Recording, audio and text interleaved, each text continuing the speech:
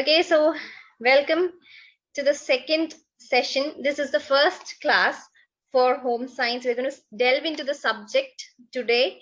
So, I told you initially in our orientation class, in order to study something well, you can learn something. You have to learn, study anything, you have to internalize something. You need to like that subject, or you need to have a liking towards that subject, or you need to have a bonding with that subject. Then only it can be easy for you. Otherwise it will be a very big task for you. At the end of the day, it will be really, oh, you have to study. It's a very mundane task which you will not be looking forward to. So for me, I am very passionate about teaching and learning. So I want you also to learn with me and have that same passion or have that same interest in learning this subject. Okay, so this is home science. So this is the subject of home science. Many of you are familiar with it and some of you are not familiar with it. So I am going to tell you, as if you're reading it for the first time, what is home science. Okay, so people from home food science background will not have much of an information as to what it is, because they have done their undergraduation in food technology or food quality assurance, etc. So they have no idea what is home science. And there are also people who have studied for their undergraduation home science. So, and but they have it has been long, like there are years have passed, and so the touch with that subject is kind of not so great. So let's start it as if we are going to learn it for the first time.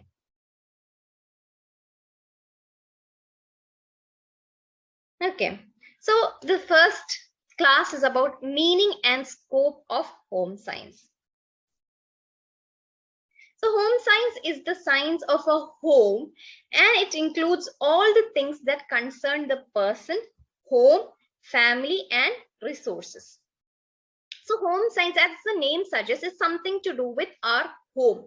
Okay, so how is it useful? Why should we study it as a subject in a college or school? It is the education for better living, and it is how you can go for a better. The core of this education is the family ecosystem. Okay, it aims at getting maximum satisfaction for the person and their family members through the efficient and scientific use of resources. You have to understand this. Why do you have to study home science in a college or a school? If it is about just about family, or if it is about just household things, household course or anything, why do you have to study this in a college? Or why is it a subject in UGC? Why is it is it there in net exam? Why is it there? The thing is, it is scientific. That is the main thing. There is, every day, just log on to social media, you can see numerous kind of posts saying lose your weight, body fat, belly fat in 5 days, in 10 days. This miraculous medicine will give you flat tummy or six-pack abs. So many things are there. So what is this relation? How is this related to home science? Well, I'll tell you something. Home science is about our everyday living with a scientific outlook. Okay, you're living with scientific outlook because when you are studying the subject, you will know what is right, what is not right. When you see an ad which tells you that you will get flat abs in or flat tummy in 10 days or 10 minutes, it is not right, because it's not scientifically possible. So such things are the main point here to note is the scientific use of resources.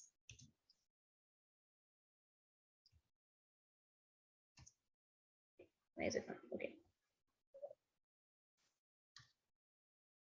So it gives the person all the knowledge of the scientific procedures involved in making a home beautiful. Home science. Hello? Am I not audible? Yes. Yes, ma'am. Okay. Yes. So home science integrates the application of various sciences, humanities, to improve the home environment, family, nutrition, management of resources, and child development. So anything that concerns a family or a home living, home science is there. and it provides scientific solutions. Okay. Now, what are the future prospects? Is it just about living, or is it just about family life? Is it just for living in a family? For example, for women, we are be concerned about. Is it just for housewives or homemakers? So no, that is not the thing. It has a lot of career opportunities. The subject of home science is a application oriented subject which prepares one for many type of professions. For example, you can go for your masters in home science. There are masters in different fields like fashion designing, textile designing, dietetics, counseling, teaching, development, extension studies, entrepreneurship, mass communication, catering technology. There are many fields which we'll be talking about in detail. So there are a lot of career prospects also for this course. Now, there are mainly, for the one important thing that you have to know about home sciences, it has 5 components. Okay, 5 components. There are, for example, food and nutrition. It is a standalone subject. Food and nutrition, something related to diet, nutrition, food science, etc. The next is family resource management. The third one is textile and clothing.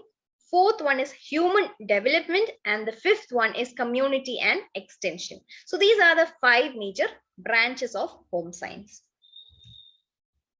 Now, in food science, in these branches itself, there are many sub branches also. For example, food and nutrition, there are many different types of branches. For example, in our among our students itself, there are people from food science and food safety. Then there are people from nutrition. Okay, there are then there will be people from sports nutrition, food preservation, therapeutic nutrition. All these come under food and nutrition. Okay, next branch is family resource management. Now, in this family resource management also, there are many sub branches. For example, fuel and energy management, family finance management, housing and equipment, interior decoration, consumer education, home economics, etc. Okay. So let's look into each of these branches in detail. The first branch is food and nutrition. In this course, we'll be dealing with chemical composition of food, the nutrients present in them, then bioavailability, functions of various nutrients, laws of nutrients in cooking and processing, techniques in food safety, food security, then nutritional deficiencies, and also the consequences, etc. Now, can anybody tell me what is the difference between food safety and security? When you hear the term safety and security, it seems very similar.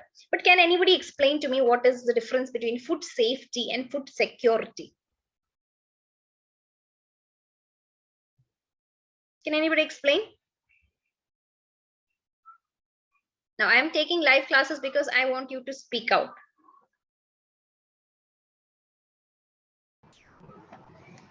I don't know. Okay. Okay, it seems very similar, right? Food security, food safety. What is the difference? But it's very different. It's very different. Can anybody tell me what is the difference between food safety and food security? Ma'am, food safety means like giving example, like preventing from adulteration, making the food more safe. Yeah. We can tell. Yes. Then if it comes to security, we are what to tell, that each one is fed, like everyone is meeting their yes nutritional demands, right? Yes. Yeah. So food security is like when you talk about a nation of a country. Okay, it is in a very broad area, like food security of a person for a region. For example, India, how secure is it? How many people are being fed? Is the nutritional status good?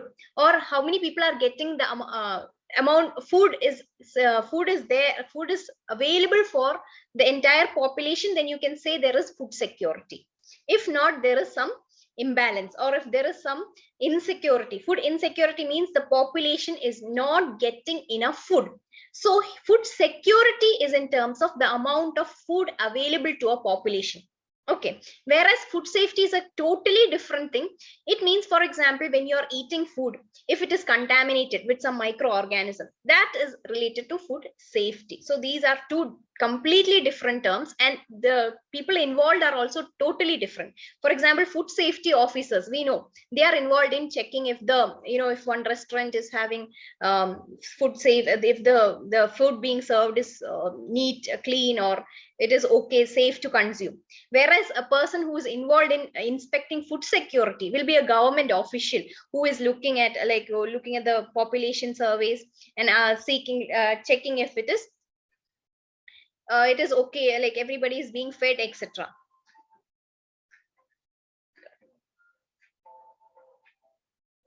Oh, just a minute.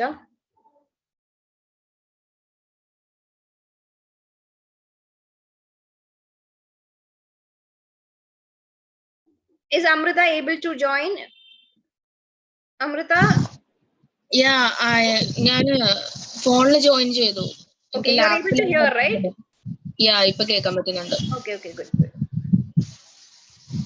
Now Lakshmi is finding it difficult. I don't know let me just.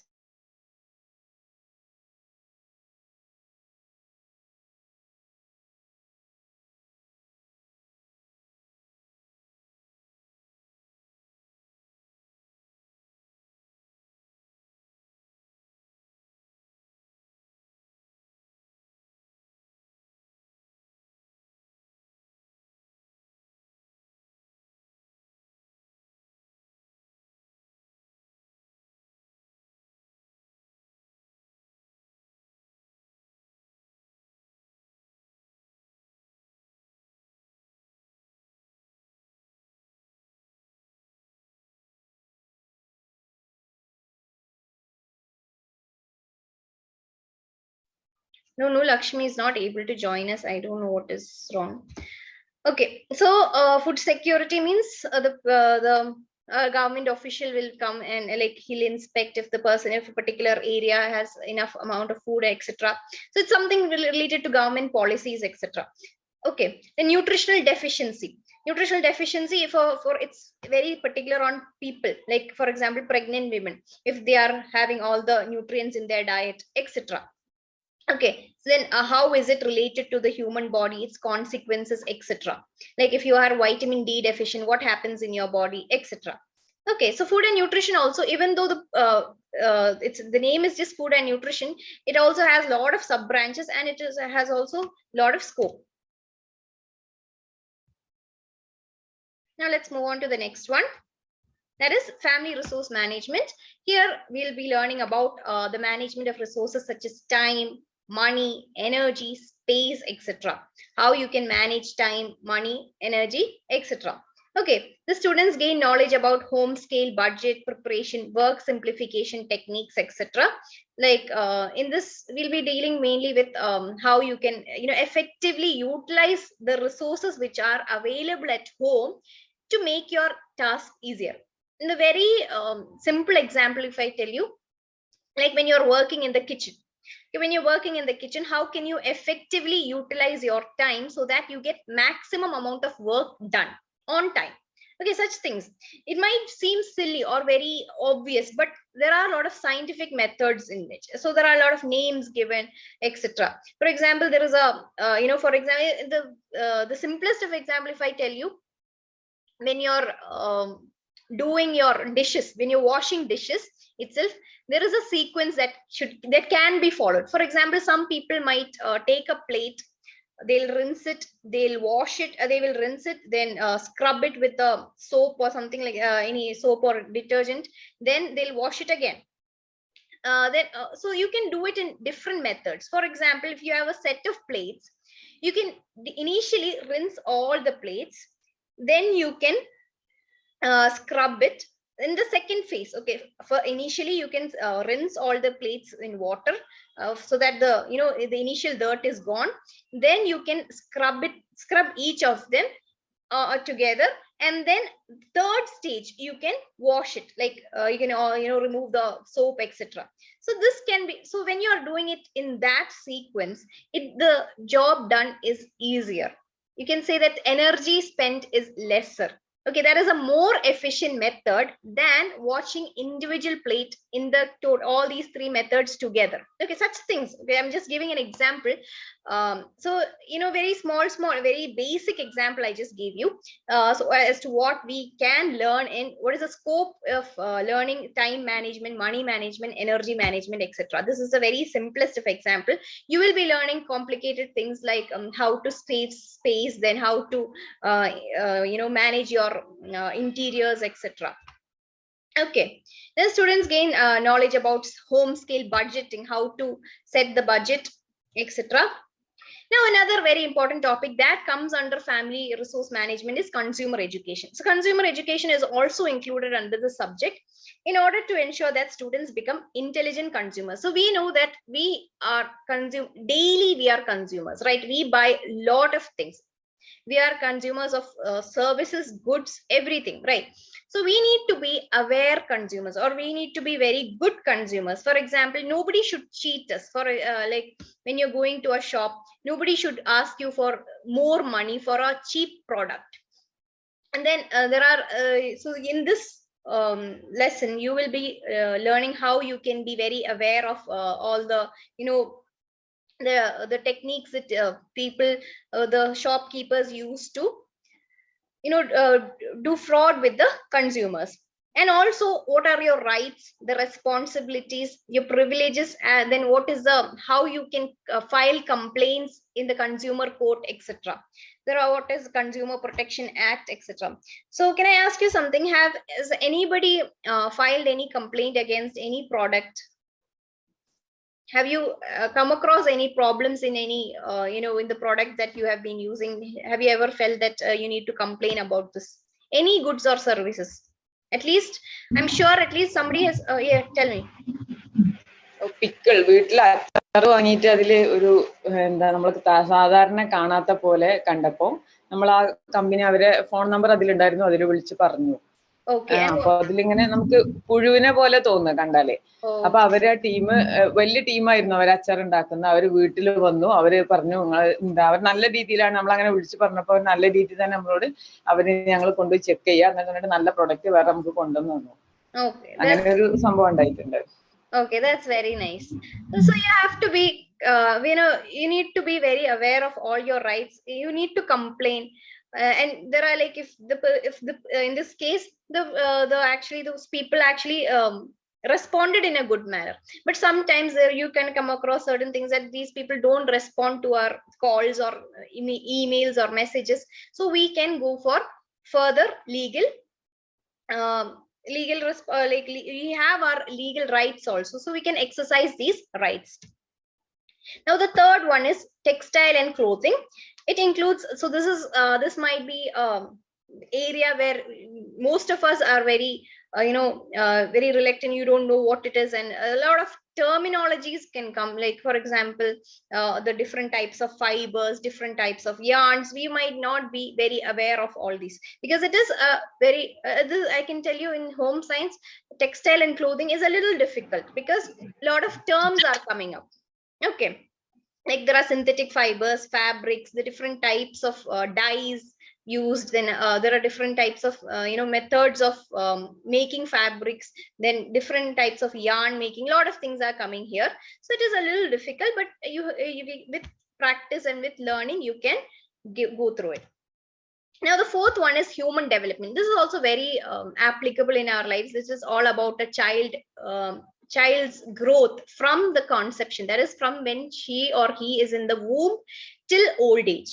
So what are all the changes happening in the body, like physical, motor, emotional, language, cognitive, social, etc.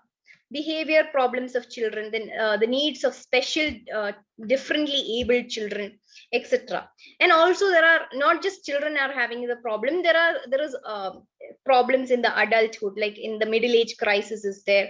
Then geriatrics means it's a study of old age. Okay, you have this term here, geriatrics means it is the study of old age. So such all these things come in human development. Now the fifth one is communication and extension. Now this is a field wherein I told you in the initially itself that home science is all about scientific information, right? So we are getting information in the most from the scientific sources, and that is being applied in our daily lives. So communication and extension in this field, you are actually extending what you have studied, what you know, to the general public. Okay, general public means to the not so who are not who do not have much access to such education. For example, the farmers, like you have agricultural extension officers, etc., who give information to the farmers. Then there are community development people who give awareness of certain many problems, or about many. For example, there are medical extension work is being done, a lot of things are there. So they extend the society, extend the services of or scientific knowledge to the general public.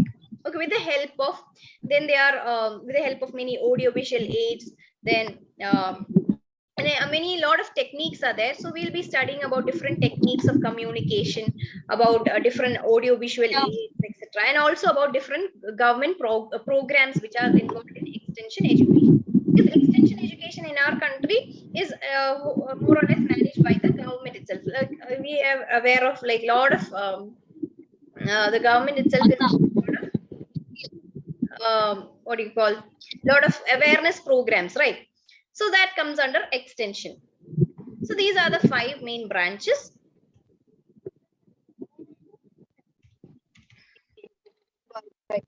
Okay, so let's go into the UGC NET syllabus. So UGC NET syllabus is exactly these 5 branches, and it's just a little bit elaborate. Okay, that's it. For example, I have shown you, this is from the UGC NET UGC site itself. I have just downloaded the from the University Grants Commission NET syllabus. It's there. It is a revised syllabus from 2019. So we are following that. The code number is 12 for home science, and you can see the syllabus. It is there on the site. You can see there are like bullet points there in food service, food science and food service management. There are 10 different sections are there. Then in then there is a next section to nutrition and dietetics. Similarly, there is textile. Then what textile and then textile science is there as one. Then fabric and apparel designing is there as another section. Communication is there as one section. Extension is there as another section. So this our 5 branches are broken down and made into 10 units. Okay, there are 10 units in the UGC NET syllabus. These 5 branches are actually, I can say, for each of the 5 branches there are 2 units each. For example, for food science and nutrition there are 2 units. That is, one is food science and food service management is the first unit, and the second unit is nutrition and dietetics. So for one branch, 2 units, and there are many subtopics. Okay, so these are the different branches, and there are these different topics. So I am going to go into each of these topics for you to understand and learn, so that you for all the the complete syllabus is covered. Okay, so we are going a little slow, I feel, but I think I am comfortable with half an hour sessions, because like when I see the YouTube, I had taken the demo class, right? So when I saw the YouTube analytics, I can see it, like how many people viewed it, and till what time you view it, etc. So when it is more than 20 minutes or more than 30 minutes, the attention span is very low. You don't feel like watching the entire video.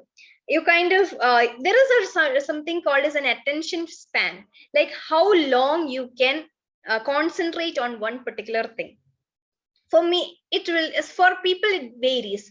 For children it might be just 4 minutes or 5 minutes. Then as you grow older, your attention span increases. You can concentrate on a particular thing for longer time.